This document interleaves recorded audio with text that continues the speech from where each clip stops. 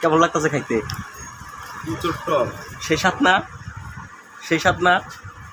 এটা কি আমাদের এখানে পাওয়া যায় আচার নাকি এটা কোথা থেকে আনছেন? কক্সবাজার থেকে আনাইছেন? আচ্ছা, আসলে সুজন ভাই কিন্তু আচার শুধু নিজেই খাচ্ছেন, এই যে আমাকেও এক পিস দিছে, আমিও খাবো ইনশাল্লাহ।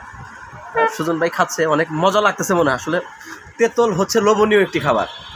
এই খাবারটাই যে সুজন ভাই দোকানে আসছি, সুজন ভাই কাপড়ের দোকান করে আমাদের চারাবাড়ি বাজারে, যারা চিনেন হয়তো তারা তো জানেনি। দোকানে আসছে সুজন ভাই আমার একটি তেঁতুলের আচার গিফট করলো, খাবো এখন আর কি। আসলে তেঁতুলটা হচ্ছে লোভনীয় খাবার, এটা দেখলেই আসলে খেতে ইচ্ছা করে এবং জিভে জল আসে না তেঁতুল দেখলে, এরকম মানুষ খুঁজে পাওয়া মুশকিল।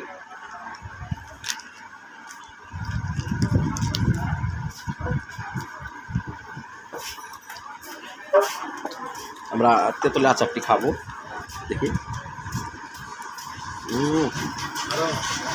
সেই স্বাদ।